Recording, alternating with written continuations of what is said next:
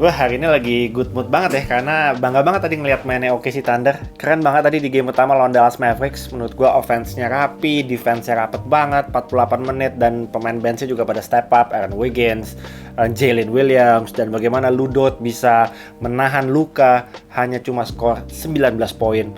OKC, great job. Celtics, Cavs.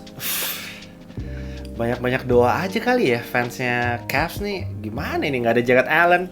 Celtics juga masih nggak ada Kristaps Porzingis, tapi tadi benar-benar semua even bench point-nya ya. Total dari semua bench point-nya Cavs di total dibandingkan dengan satu Peyton Pritchard, itu poinnya lebih banyak kan satu Peyton Pritchard. Jadi banyak-banyak doa kayaknya. Congrats buat Rudy Gobert juga yang hari ini dinobatkan sebagai Defensive Player of the Year.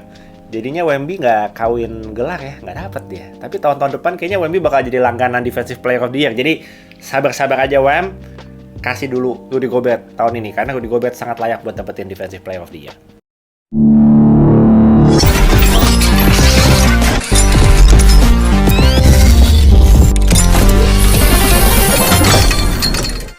Ngobrol NBA episode 130. Pakaiannya rapi banget, karena gue baru habis pulang dari perpanjang paspor tadi ke kantor imigrasi Jakarta Pusat. Hari ini sorry banget gue nggak bisa lama-lama karena sekarang udah mau jam 4, gue sebentar lagi, setengah jam lagi gue harus balik dan nganterin anak gue latihan basket sampai malam. Jadi sorry banget, episode 130 ini mungkin akan sangat singkat.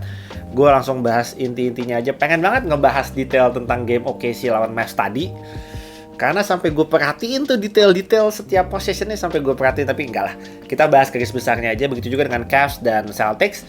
Plus karena besok libur, jadi untuk game prediksi kita akan prediksi untuk 2 hari ke depan, yaitu ada hari Kamis, besok ada 1 game, dan hari Jumat ada 2 game. Jadi total ada 3 game yang akan kita prediksi di episode kali ini. Intermezzo untuk teman-teman yang, jangan lupa gue hanya mengingatkan lagi untuk yang menjadi fans barunya Ant-Man. Karena kemarin 2 hari yang lalu sebelum game kedua itu pre-book di batch pertama itu kita close penjualannya sekitar 75 pieces ya, 75 pieces, karena kita cuma buka 24 jam 75 pieces. Tapi begitu selesai game kedua, kita buka batch kedua, sekarang udah hampir tembus 100 pieces. Dan kita untuk batch kedua akan gue buka linknya sampai dengan besok jam 2 siang, hari Kamis jam 2 siang itu kita close linknya untuk batch kedua. Jadi buat teman-teman yang masih mau order, yang baru ngefans sama Ant-Man, langsung aja gas, linknya nanti gue taruh di baris pertama deskripsi video ini ya. Kita tembusin berapa ratus ya? Ya gas aja pokoknya lah buat yang mau ya. Oke. Kita prediksi di 2 game hari ini. Tadi gue prediksi Celtics tembus, prediksi OKC juga tembus. Jadi Menteng Thunder hari ini 2 kali benar dan tidak ada yang salah. Sejauh ini rekornya sampai dengan hari ini berarti 38 kali benar, 16 kali salah. Lumayan hari ini clean sweep, lumayan.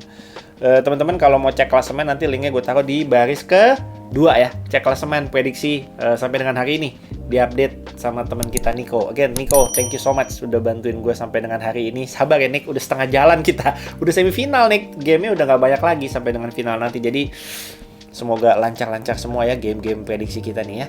Oke, bahas yang mana dulu nih? Singkat-singkat aja ya, garis besarnya aja. Garis besar ya, gue buru-buru banget soalnya, maaf banget. Cavs lawan Celtics. Tadi mungkin serunya cuma di awal. Donovan Mitchell, setiap kali Celtics berusaha untuk menciptakan momentum, gue rasa dari Cavs yang bisa menghambat momentum itu cuma Donovan Mitchell. Sesekali Isaac Okoro, sesekali Evan Mobley. Gue mempertanyakan ya, Darius Garland, atau mungkin gue yang expect terlalu lebih sama Darius Garland ya. Tapi nggak bisa men, Darius Garland di playoff kali ini menurut gue kontribusinya kurang buat Cavs. Gue expect dia paling tidak seminimal-minimalnya itu 20 poin. Karena average-nya dia di regular season sekitar 18-19 points per game. Di musim lalu regular season-nya dia tembus 21 points per game. Ada penurunan memang musim ini, tapi di playoff kali ini dia hanya 14 sekian points per game. 14 points per game. Kurang lah. Kalau Donovan Mitchell diharapin nge-carry sendirian itu mati, Pak. Donovan Mitchell jago, cuma ya masa ujung-ujungnya kayak waktu itu dia di Utah Jazz gitu. Ujung-ujungnya dia yang kontribusinya besar, yang lainnya nggak ada yang kontribusi kan. Sayang kalau episodenya terulang lagi sekarang di Cavs. Menurut gue satu pemain yang mesti step up itu Darius Garland. Max Strus, coba kita lihat ya. Max Strus hari ini bagus ya. Max Strus hari ini Max Strus hari ini 5 poin doang. 3 poinnya 1 dari 5, 2 dari 8 overall. Donovan Mitchell 33 poin, yang lainnya hanya belasan. 3 pemain yang double digit plus Donovan Mitchell 4 berarti. Isaac Okoro sih tadi lumayan ajaib tuh dari 3 poinnya, karena Isaac Okoro bukan 3 point shooter yang bisa diandalkan sebenarnya. Jadi bisa nembak 3 point, tapi hari ini 3 dari 8 menurut gue itu udah bonus banget buat Cavs. Off the bench, Caris LeVert cuma 4 poin, Sam Merrill nggak nge-point, Tristan Thompson 4 poin, Marcus Morris Senior 3 poin, tadi dia 3 point sekali dari wing dia 3 point sekali. Josh Niang hanya 4 poin. Tadi total bench poinnya Cavs di total itu hanya 15. Hanya 15 ya di total nih, dari 1, 2, 3, 4, 5. Dari 5 pemain itu total mencetak 15 poin benchnya. Dari Celtics, Peyton Pritchard off the bench sendirian. Dia doang nih, nggak pakai yang lain-lain, nggak pakai Luke Kornet dan kawan-kawan. Dia sendirian aja udah 16 poin. Peyton Pritchard sih ajaib tadi, men. Peyton Pritchard ajaib. Sangat-sangat bisa diandalkan untuk bisa ngasih sparks, ngasih energy off the bench. Such an energizer bunny lah. Istilahnya tuh dia such an energizer bunny, Peyton Pritchard ya. Luke Kornet juga tadi off the bench, main 21 menit walaupun poinnya cuma 4, tapi 10 rebounds, 10 rebounds dan offensive rebounds-nya 6. Hasilnya Luke Kornet tuh 6 offensive rebounds, gokil. Starting five-nya menurut gue nggak usah terlalu banyak dibahas, tinggal pilih aja mau yang mana yang menonjol hari ini. Mau JB, mau Derek White, mau Jason Tatum, mau Jrue Holiday misalnya. Bisa ganti-gantian tuh, tiap malam bisa beda-beda tuh. Bisa Derek White, kadang bisa Jaylen Brown, kadang bisa Jason Tatum. Ganti-gantian aja. Starting five menurut gue sangat-sangat versatile dan semua bisa step up in any moment, bisa having big nights. Ada beberapa game di series lawan Miami Heat kemarin, Derek White jadi leading scorernya misalnya. Tanpa Kristaps Porzingis ini ya. Kristaps Porzingis boleh lah, masih nyantai-nyantai dulu lah kayaknya nih. Tapi gue ya nggak bisa ngejudge atau bilang bahwa Celtics bakal nge-sweep atau apa ya. It's just one game. Tapi kalau berkaca dari satu game tadi, ya menurut gue simpelnya ya, orang awam pasti juga ketika gue tanya ya, apa sih yang membuat Celtics menang tadi, orang awam juga pasti akan bilang, ya memang kualitas pemainnya beda. Kualitas pemainnya menurut gue dan pasti menurut kita semua, Celtics ya udah lebih bagus gitu. Jadi nggak usah terlalu dibahas terlalu detail. Starting five-nya kuat, walaupun tanpa Kristaps Porzingis mereka masih bisa main 5 out tadi. Dengan Al Horford nge-3 dari corner juga udah automatic. Ya mereka masih bisa menjalankan sistemnya walaupun tanpa Kristaps Porzingis sih. Dan untungnya lawannya juga nggak ada si Jarrett Allen di game ini, nggak tahu deh kapan lagi bisa mainnya. Jadi banyak-banyak doa lah buat fansnya Cleveland. I mean ya manage your expectation aja sih. Manage your expectation. Ini Celtics kuat sekali dan nggak bisa diprediksi siapa yang bakal jadi top scorernya. Setiap malam bisa beda-beda. JB sih hari ini keren banget. Jaylen Brown hari ini keren banget. He's being aggressive, full attack mode. Sepanjang game dia selalu attack ke dalam. Dia hitting some mid range 3 point shots dan lain-lain. Free throw-nya perfect 4 dari 4, 6 rebounds, 2 assists, only 1 turnover. Kita cek ya, overall Celtics itu hanya 6 turnovers. Cleveland juga hanya 5 turnover sih, surprisingly. Tapi yang menjadi pembeda adalah rebounds-nya. Rebounds-nya itu benar-benar di out-hustle banget ini pemain-pemainnya Cavs. Karena Cavs hanya berhasil mendapatkan 38 rebounds, sementara Celtics itu 55 rebounds. Dan dari 3 poinnya memang Celtics lebih bagus di game ini. Ya Celtics kalau 3 poinnya lagi wangi ya lu cuma bisa berdoa sih sebenarnya. Kalau jadi lawannya udah cuma bisa berdoa aja kalau mereka lagi wangi 3 poinnya, karena mereka memang benar-benar live and die dari 3 point area kan. Mereka attempt hari ini 46 kali 3 point, masuknya 18. Hampir 40%. Bagus itu. Oke, congrats buat Celtics ya mengamankan game pertama yang sudah memang seharusnya mereka bisa menangkan. Oke, melaju ke OKC lawan Dallas Mavericks. Tadi gue nonton sambil perpanjang paspor. Nonton di ruangan penuh dengan ratusan orang yang lagi menunggu nomor antriannya dipanggil. Hampir sering banget gue hampir kebablasan mau yang langsung mau gitu, tapi ya gimana ya, nggak bisa kan nontonnya di handphone sambil pakai AirPod. Ya cuma tangannya doang yang gerak kayak yang gitu, tapi nggak bisa yang kayak meluapkan gitu gitu. Tapi bangganya gue nonton OKC tadi, ngelihat anak-anak OKC ini main tadi, itu sama dengan bangganya gue melihat Minnesota Timberwolves kemarin bermain defense melawan Denver Nuggets di game kedua. Seneng banget gue ngelihat OKC bisa main kayak tadi. Sejauh ini mereka sudah memainkan 5 games playoffs, 4 melawan Pelicans dan 1 tadi melawan Dallas Mavericks. Dan di 5 games itu, lawannya OKC belum ada yang berhasil menembus angka 100 poin. Tadi Mavs hanya bisa mencetak 95 poin. Kemarin di series lawan Pelicans itu average-nya sekitar 90-an poin juga. Jadi defense-nya luar biasa.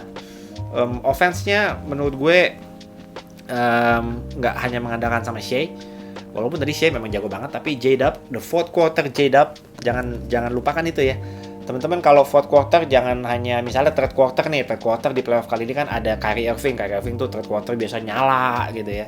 Jangan lupakan fourth quarter J-Dub ya. Sepanjang musim ini mungkin banyak teman-teman yang jarang sekali nonton gamenya OKC, tapi ya gue nggak pernah miss satupun gamenya OKC. Jadi ketika tadi di first half J-Dub struggle, dia belum satupun masukin tembakannya, miss semuanya, dia hanya ngepoint dari free throw. Gue bilang tadi sama istri gue dan di grupnya OKC juga gue bilang sabar. Kalau J-Dub nanti kita tunggu di quarter 4, quarter 3 masuk quarter 4, dan sepanjang quarter 4 nanti kita tunggu J-Dub. Gue selalu meyakinkan gue bahwa hey, J-Dub bakal show up, bakal nyalanya nanti di quarter 4, dan dia melakukan itu lagi di game tadi. J-Dub was the key. J-Dub menjadi kunci untuk tidak membiarkan momentum OKC pindah ke Mavs, karena tadi masuk ke quarter 3 itu Mavs udah mulai ngejar.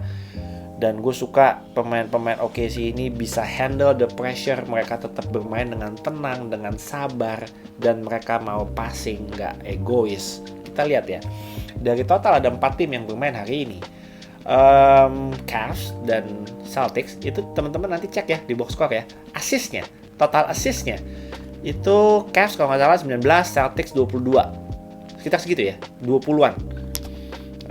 Dallas Mavericks di game ini, coba kita cek ya. Dallas Mavericks di game ini assist-nya 19. Dan OKC Thunder assist-nya 29. Jadi memang karakter ya, identitas dan karakter dari tim ini adalah unselfish. Nggak boleh ada satu pemain yang dominan. Semua harus bisa dapetin share-nya masing-masing. Dan Shai nggak egois, J-Dub nggak egois. Tadi Chat juga mainnya bagus banget. Very aggressive, PD-nya dapet, nembaknya juga menurut gue nggak maruk ya, 3 point-nya selalu mengambil tembakan yang seperlunya. Kalau bisa agresif attack ke dalam, walaupun tadi lumayan berkali-kali banyak diblok sama Daniel Gafford. Daniel Gafford ini kupret ya. Daniel Gafford ini blok party dia tadi, 5 blok kalau nggak salah. Gokil. Di dalamnya Chat udah mau ngedang di blok, Aaron Wiggins mau ngedang di blok. Semua yang mau ngedang bener-bener tadi J-Dub mau layup kanan udah tinggi banget itu, dia mau mantulinnya udah tinggi banget, masih aja dapet si Daniel Gafford. Kupret emang. Daniel Gafford, waduh, Anda merepotkan Anda. Itu sih kalau dari OKC menurut gue semua step up, even bench playernya Cason Wallace jagain Kyrie Irving, Lou Dort jagain Luka, Aaron Wiggins hitting some threes, Jalen Williams itu juga mainnya bagus. Lou Dort sih gokil man. Lou Dort sih jagain Luka tadi, it's fun, so much fun to watch. Luka hari ini struggling. Gue nanti akan berkomentar tentang Dallas, tapi again gue cuma mau bilang I'm so proud with OKC, bagaimana how they handle the pressure, bagaimana defense yang begitu solid selama hampir 48 menit kepada Kyrie, kepada Luka, dan tidak membiarkan Luka menemukan ritme, mendapatkan ritme sama sekali. selalu berusaha mengkontes semua percobaan tembakan yang dilakukan sama Luka. Akhirnya dia frustasi sendiri dan dia penasaran sendiri untuk nyoba nembak terus karena nggak masuk-masuk. Membuat Luka menjadi nggak nyaman. Itu misi dari OKC Thunder di game 1 tadi, dan ketika Luka tidak nyaman, otomatis semuanya tidak akan nyaman mainnya. Itu yang dilakukan sama pemain-pemain OKC tadi, dan misinya menurut gue berhasil dieksekusi dengan sangat baik. Jadi congrats buat OKC Thunder. Satu notes gue buat Mavs, gue nggak tahu kenapa gue lebih pengen bola yang bawa itu Kyrie. Ya mungkin bisa di mix and match lah ya. Nggak selalu melulu Luka yang initiate the offense terus, tapi bisa dari Kyrie yang lebih banyak porsinya juga untuk bawa bola dan Luka main off the ball.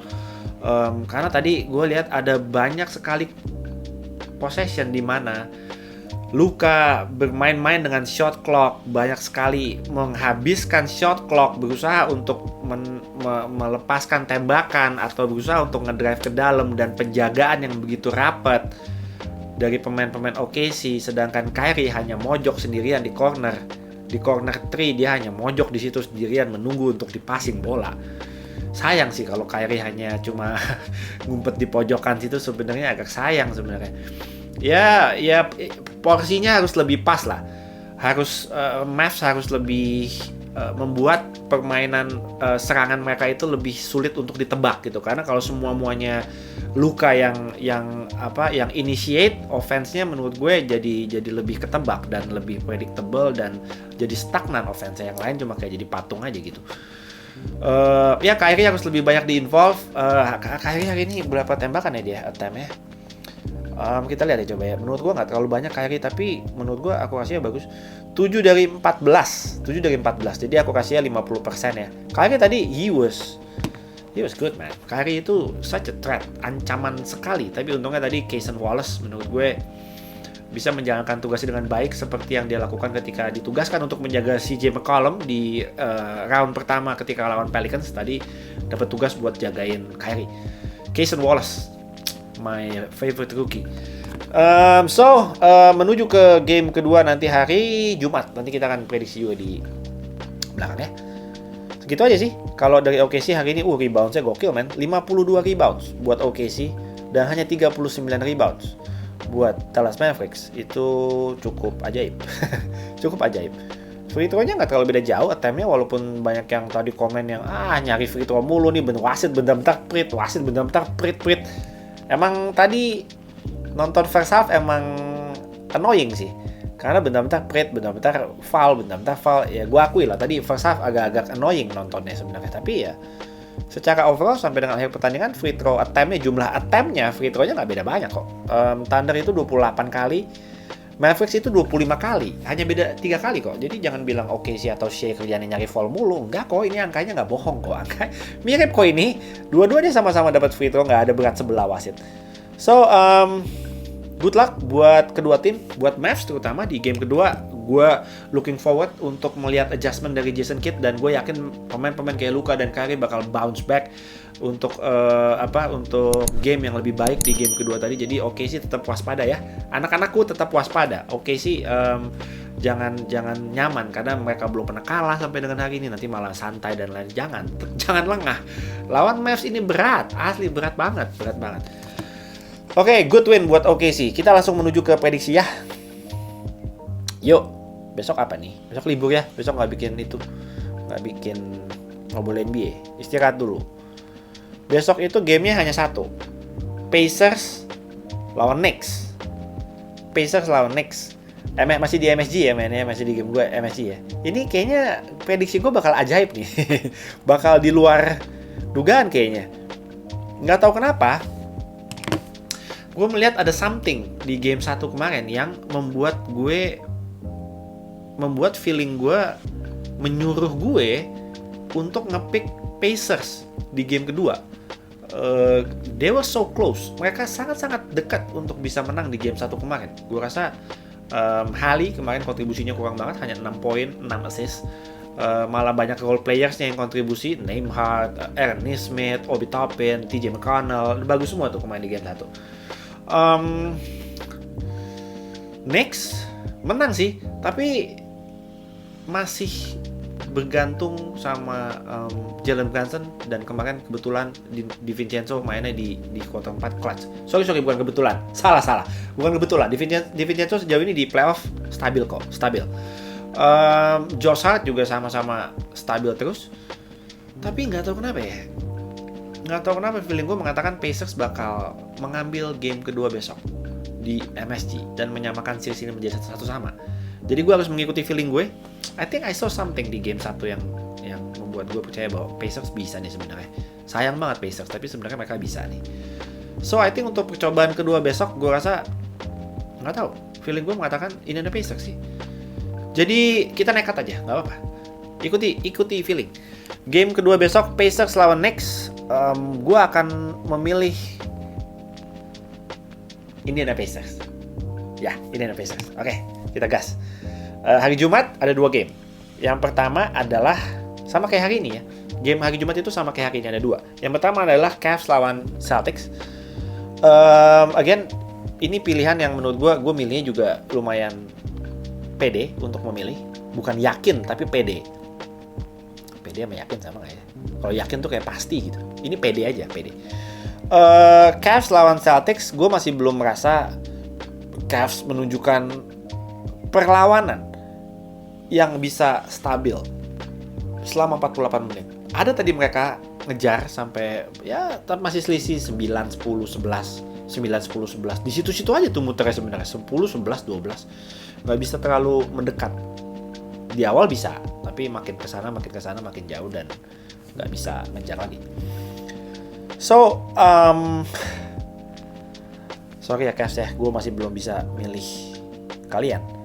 So, gue untuk game kedua ini gue masih akan memilih Boston Celtics. Lalu dilanjutkan dengan game kedua antara Dallas Mavericks dan OKC Thunder.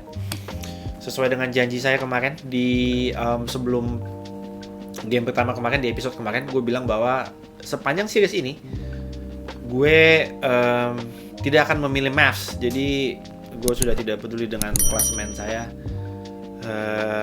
Jeblos, gue akan terus memilih OKC Thunder. Jadi buat teman-teman yang berniat untuk menyusul klasemen saya, berharap aja karena mungkin saya banyak jeblos ini di OKC Thunder.